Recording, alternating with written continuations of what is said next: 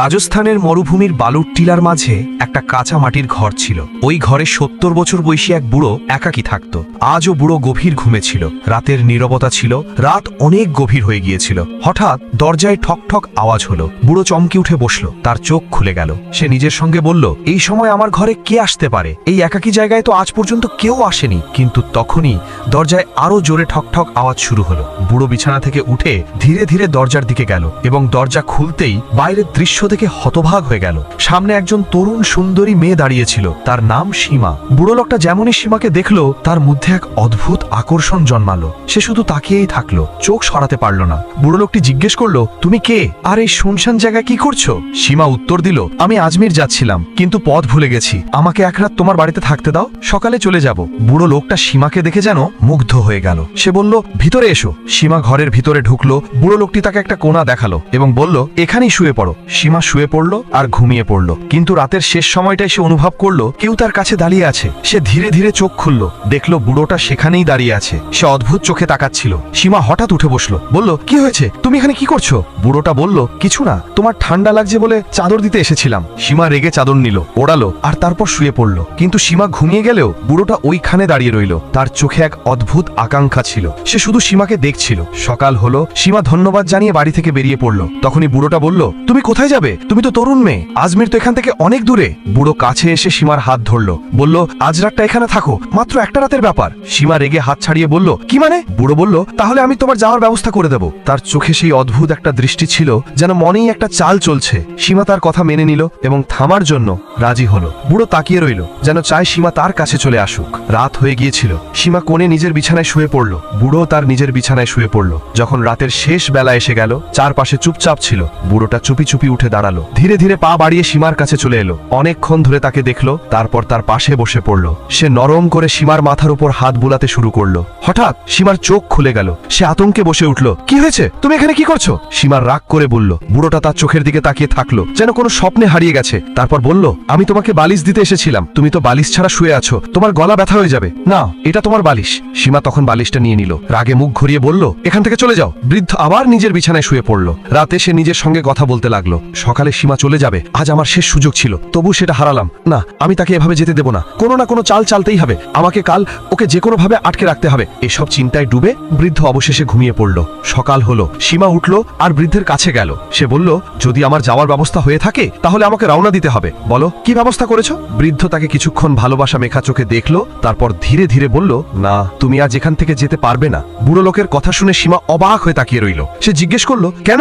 আমি কেন আজ যেতে পারবো না? বুড়ো লোক বলল, তোমাকে আরেক রাত থাকতে হবে। সীমা অবাক হয়ে তার দিকে তাকিয়ে বলল, কেন? কি একটা সমস্যা? সব ঠিকঠাক তো আছে, আমি কেন থাকবো? বুড়ো লোক নরম কণ্ঠে বলল, এখন তোমার যাওয়ার কোনো ব্যবস্থা হয়নি। আশা করা যাচ্ছে কাল একটা কাফিলা এখানে দিয়ে যাবে আর আজমিরের দিকে যাবে। সীমা যখন কাফিলার কথা শুনলো, তখন একটু স্বস্তি পেল।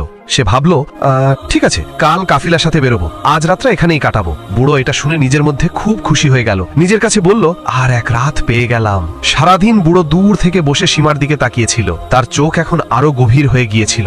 রাত নামতে শুরু করলো। সীমা নিজের বিছানায় শুয়ে পড়ল। বুড়ো নিজের বিছানায় শুয়ে পড়ল। কিন্তু তার মন এখন অস্থির ছিল। সে শুয়ে থাকলেও চোখ ছাদের দিকে নয়, কোণের বিছানায় ঘুমিয়ে থাকা সীমার দিকে ঘুরেছিল। তার শ্বাস প্রশ্বাস দ্রুত হচ্ছিল। হৃদয়ে অদ্ভুত একটা উথাল পাথাল শুরু হয়ে গেল। ধীরে ধীরে সে বিছানা থেকে উঠে গেল। চুপচাপ সীমার কাছে গিয়ে ওপর থেকে নিচ পর্যন্ত তাকিয়ে রইল। তারপর তার পাশে বসে সীমার চুলগুলো আস্তে আস্তে শোষতে শুরু করলো। হঠাৎ সীমা হালকা করে কেঁপে উঠল। বুড়ো ভয় পেল যে হয়তো সে জেগে উঠবে। আতঙ্কে সে ফিরে নিজের বিছানায় চলে গেল। কিন্তু তখন থেকেই বুড়ো সীমার হাত ধরে রেখেছিল। অনেকক্ষণ ধরে তার মুখ দেখলো। তার চোখে এখন শুধু ইচ্ছে নয়, এক পুরনো তৃষ্ণাও জেগে উঠল। ঠিক তখনই হঠাৎ সীমার চোখ খুলে গেল। সে চিৎকার দিল, কিন্তু বুড়ো তাড়াতাড়ি তার মুখ চেপে ধরলো, যেন আওয়াজ বাইরে না যায়। তারপর সে হুড়োহুড়ি করে নিজের বিছানায় ফিরে গেল।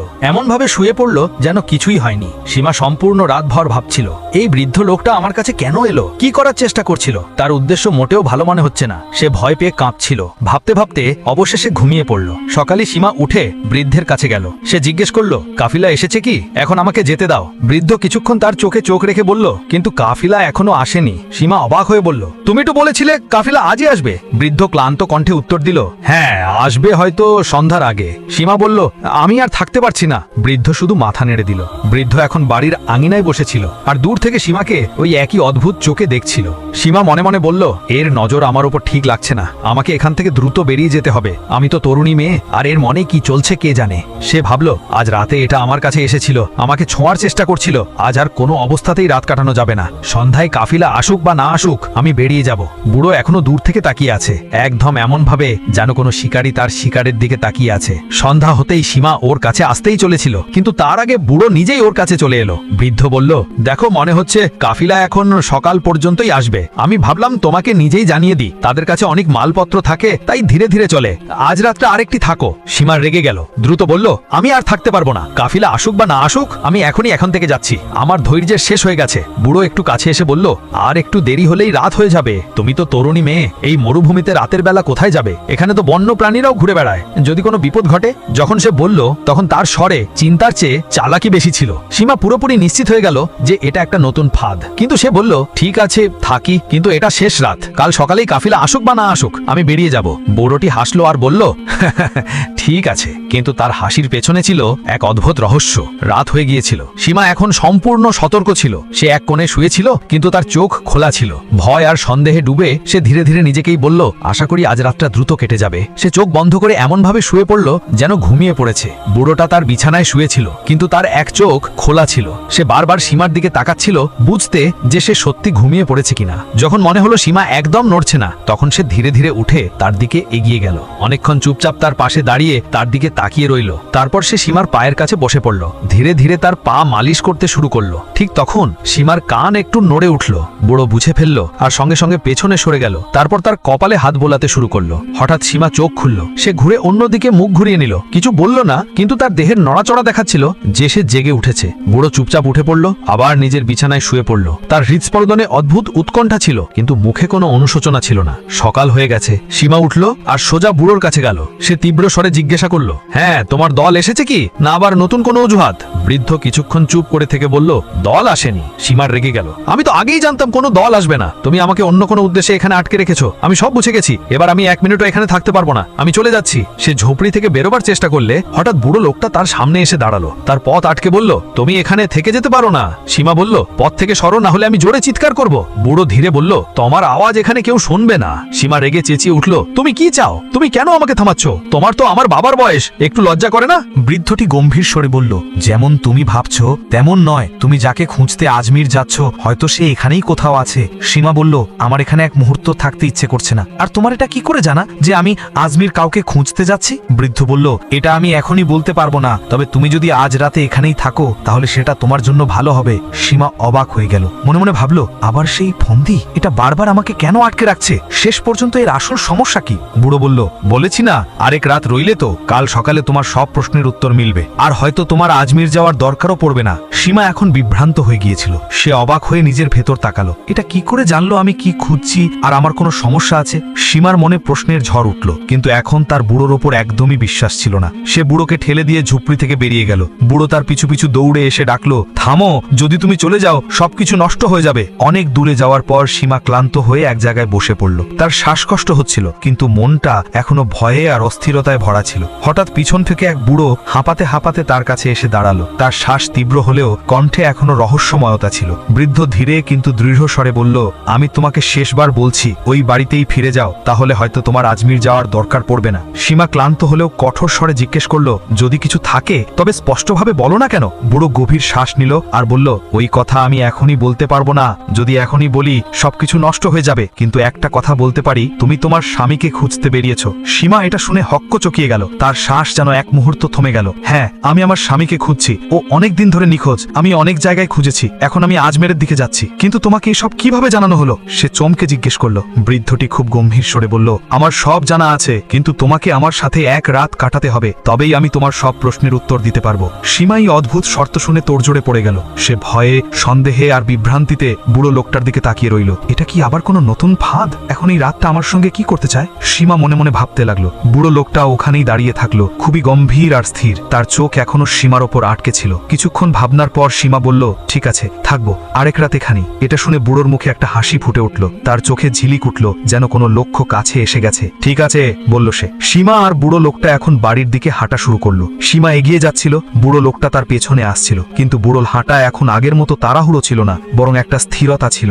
তার চোখে আগের সেই পুরনো উচ্ছ্বাস এখনো লেগেছিল। সে মনে মনে ভাবছিল, আজকের রাতটা কত কষ্টে এসেছে, আর এই রাতটাকে আমি কোনোভাবেই হারিয়ে যেতে দেব না। রাত হয়েছে। সীমা, যে এখন অনেক বেশি সচেতন হয়ে উঠেছে, নিজের বিছানায় শুয়েছিল, কিন্তু তার চোখ খোলা ছিল। সে জেগেই ছিল, ধীরে ধীরে নিজের সঙ্গে কথা বলছিল, আর প্রতিটি শব্দে সাবধান হয়ে উঠছিল। বুড়ো লোকটা তার বিছানায় বসে সীমার দিকে তাকাচ্ছিল। যখন রাতের শেষটা এলো আর মনে হলো সীমার চোখ বুজে আসছে, তখন সে ধীরে ধীরে উঠে সীমার কাছে গিয়ে বসলো। সে সীমাতে ভালোবাসায় ভরা চোখে দেখতেই লাগলো, তারপর তার হাত ধরে নিজের বুকের কাছে টেনে নিল।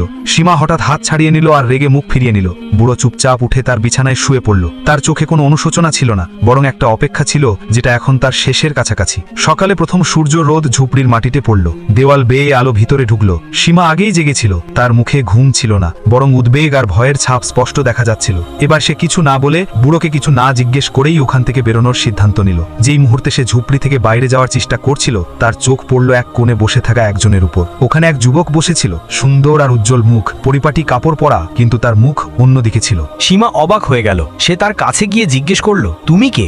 যুবক ধীরে ধীরে মুখ ঘুরিয়ে তার দিকে তাকালো। সীমা তাকে দেখে স্তম্ভিত হয়ে গেল, যেন পায়ের নিচ থেকে জমি সরে গেছে। সে জোরে চিৎকার করতে লাগলো, এ তো আমার স্বামী নিতিন। সে দৌড়ে গিয়ে ওই যুবকের গলায় ঝাঁপিয়ে পড়ল, চোখ ভরে এলো অশ্রুতে। তার জন্য এই মুহূর্তটা কোনো জাদুর মতো ছিল। সীমা বলল, তুমি এখানে কিভাবে এলে? আমি কি স্বপ্ন দেখছি?